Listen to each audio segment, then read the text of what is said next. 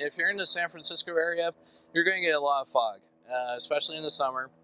Summer is just, you get fog very often in the city and in that peninsula area, so it definitely cools things down. If you're actually within the bay, like in San Francisco or in Oakland or in sorry, if you're in like San Francisco or Oakland or San Leandro, Fremont, Hayward, those kinds of areas, or even up to like Richmond. If you're like right on the bay, the bay water is pretty darn cold. So during the summers, average temperatures around the 70s, 80s at most. So it's pretty warm. Not too warm, not too cold. But once you get on the other side of the mountains or hills, you're able to find a lot more different climate changes. A lot more warmer. It's a little bit drier. My last area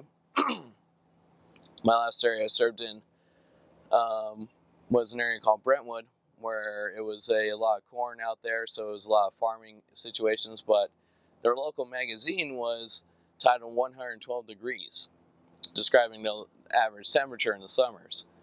And I was there on a bike. So I had a lot of great times there. But yeah, overall, it never really snows. So there are a couple of reports of like a light dusting, but never saw it. So usually when it rains in the winter time, the coldest time I had was in the winter time in San Francisco when it was raining. It would probably get down to like 40 degrees, 39, upper 30s. So, it wasn't like totally freezing, but at the same time, it's a little bit different compared to like being in the snow, especially if you're like getting wet and it's cold and it's foggy.